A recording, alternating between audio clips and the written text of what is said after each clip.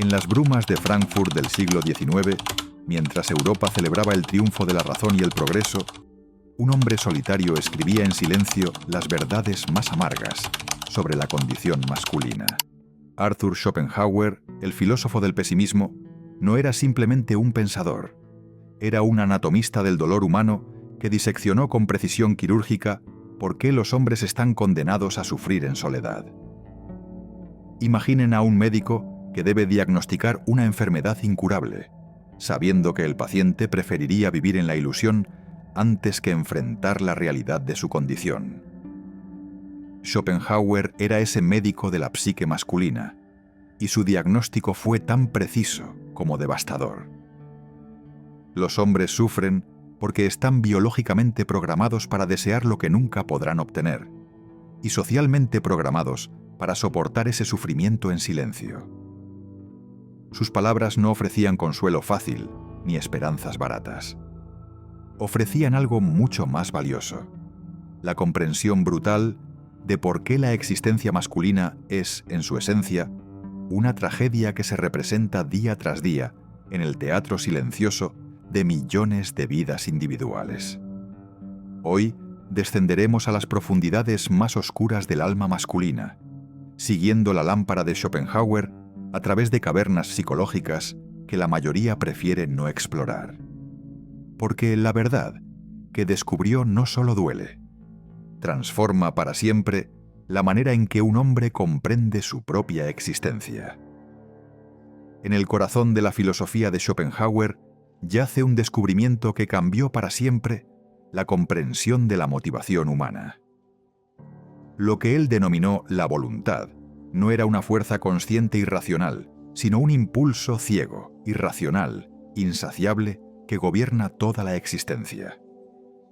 Y los hombres, descubrió, eran sus esclavos más perfectos.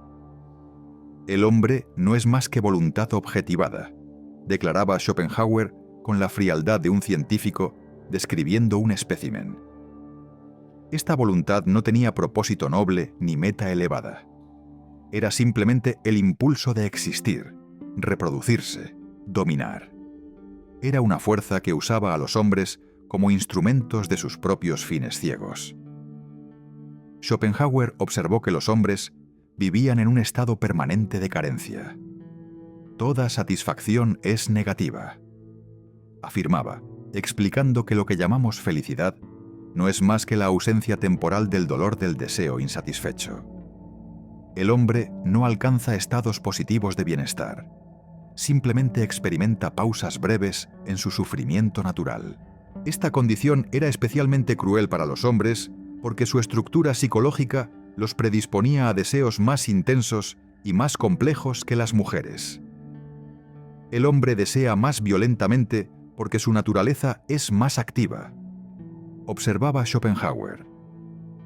Donde las mujeres podían encontrar satisfacción en la estabilidad y la continuidad, los hombres estaban condenados a la búsqueda perpetua de conquistas que perdían su valor en el momento de ser alcanzadas. Pero el insight más devastador de Schopenhauer era que esta estructura de deseo era completamente irracional. Los hombres no sufrían por razones lógicas o por circunstancias externas. Sufrían porque su propia naturaleza los condenaba a desear perpetuamente lo que no tenían y a aburrirse de lo que conseguían. Era como estar sediento en un desierto donde cada oasis resultaba ser un espejismo. La vida oscila como un péndulo entre la necesidad y el aburrimiento, resumía Schopenhauer, identificando los dos polos de la existencia masculina. Cuando el hombre luchaba por conseguir algo, sufría por la carencia. Cuando lo conseguía, sufría por el vacío. No había escape de esta máquina de tortura psicológica que la naturaleza había diseñado. En sus análisis más penetrantes sobre las relaciones entre los sexos, Schopenhauer desenmascaró lo que denominó la metafísica del amor sexual, la operación más cruel de la naturaleza, diseñada para engañar a los hombres, haciéndoles creer que buscan la felicidad personal cuando en realidad son marionetas de la perpetuación de la especie. El amor es la trampa más refinada de la voluntad, declaraba Schopenhauer con la amargura de quien había visto a través del velo de las ilusiones románticas. Lo que los hombres experimentaban como pasión romántica no era más que el impulso reproductor disfrazado de sentimiento noble. La naturaleza había desarrollado el engaño perfecto: hacer que los hombres creyeran que perseguían su propia felicidad cuando en realidad perseguían la continuidad genética. Schopenhauer observó que los hombres se enamoraban con una intensidad que las mujeres raramente experimentaban, precisamente porque necesitaban una ilusión más poderosa para ser manipulados hacia el sacrificio reproductivo. El hombre ama más apasionadamente porque debe ser engañado más completamente, explicaba con precisión clínica. Esta diferencia no era accidental, era el resultado de millones de años de selección evolutiva. Los hombres que no se entregaban completamente a la ilusión del amor romántico no se reproducían. Por tanto, la naturaleza había seleccionado sistemáticamente a los hombres más capaces de autoengaño, más dispuestos a sacrificar todo por una fantasía, más propensos a sufrir en silencio cuando la realidad destruía sus ilusiones. Después del acto sexual, el demonio de la desilusión se presenta inmediatamente, observaba Schopenhauer, describiendo el crash emocional que experimentan los hombres cuando la realidad biológica disuelve la fantasía romántica. Era como despertar de un sueño hermoso para descubrir que había sido usado por fuerzas que no comprendías.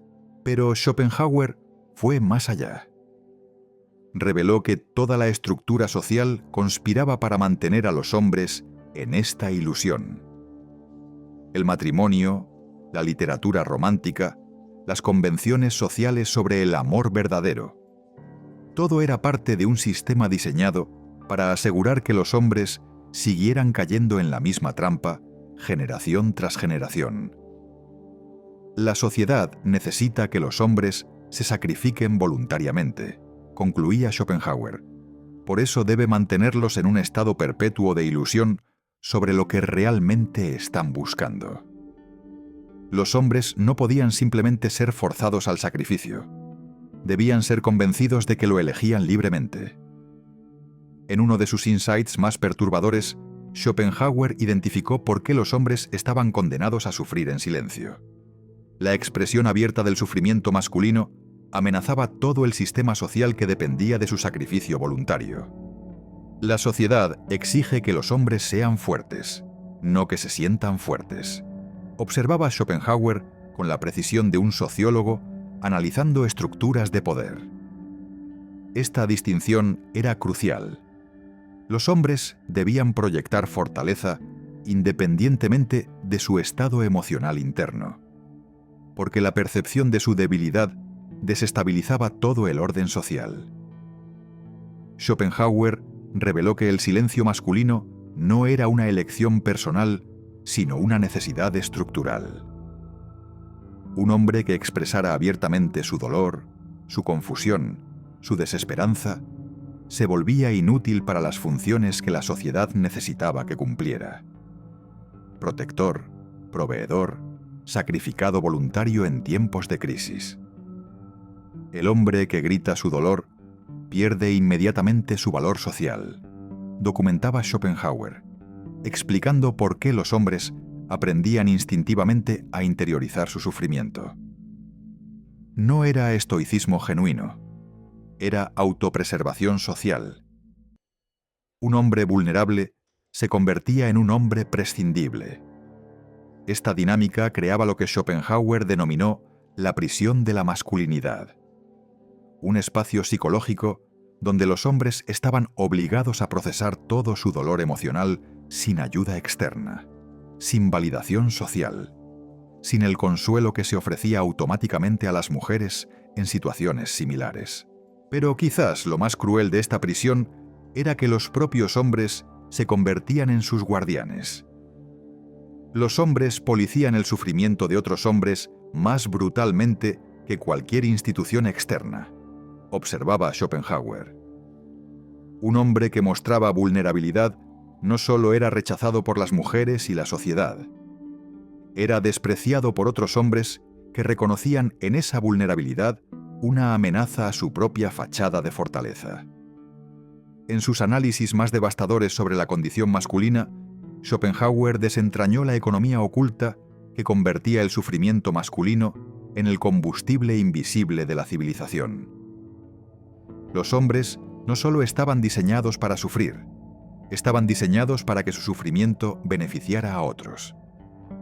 El hombre es el único animal que trabaja para alimentar a miembros de su especie que no son su descendencia directa, observaba Schopenhauer, identificando la peculiaridad antropológica que hace posible la civilización compleja. Esta capacidad de sacrificio extendido era tanto la gloria como la maldición de la masculinidad. Schopenhauer reveló que toda la estructura económica y social dependía de la disposición masculina a sacrificar su bienestar inmediato por recompensas abstractas. Honor, deber, propósito, legado.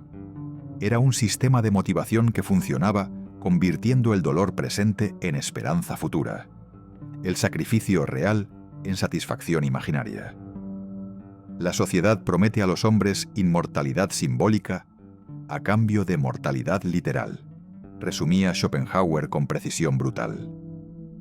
Los hombres construían puentes que otros cruzarían, luchaban en guerras cuyos beneficios otros disfrutarían, trabajaban en proyectos que solo se completarían después de su muerte.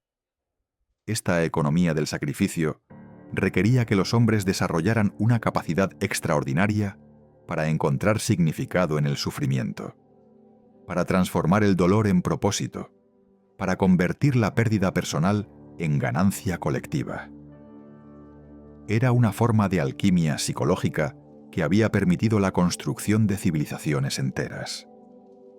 Pero Schopenhauer identificó el precio oculto de esta capacidad. Los hombres perdían gradualmente la capacidad de distinguir entre sufrimiento significativo y sufrimiento vacío, entre sacrificio noble y explotación simple.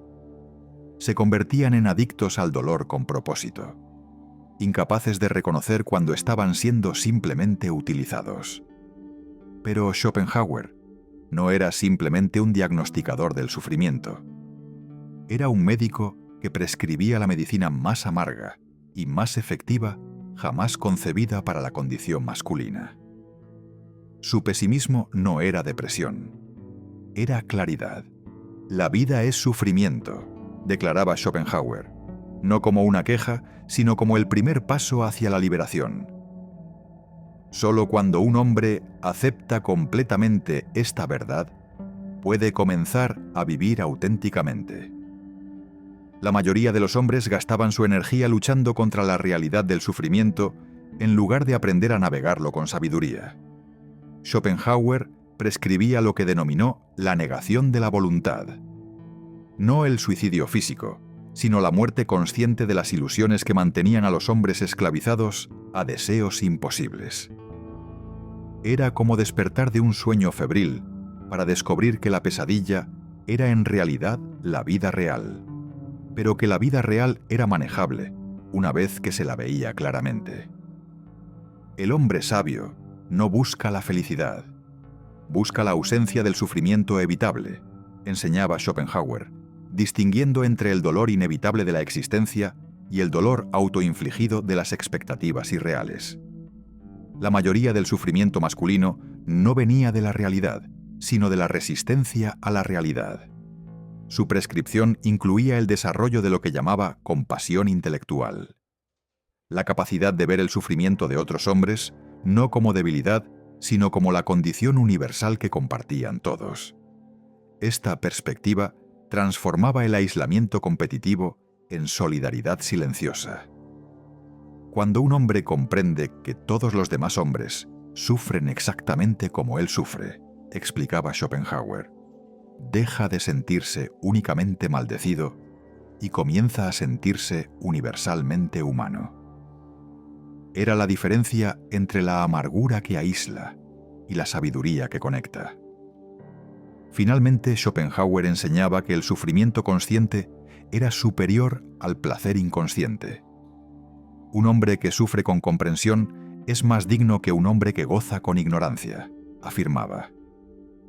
El sufrimiento se convertía en una forma de conocimiento, en una puerta hacia la autenticidad que los placeres superficiales nunca podrían abrir.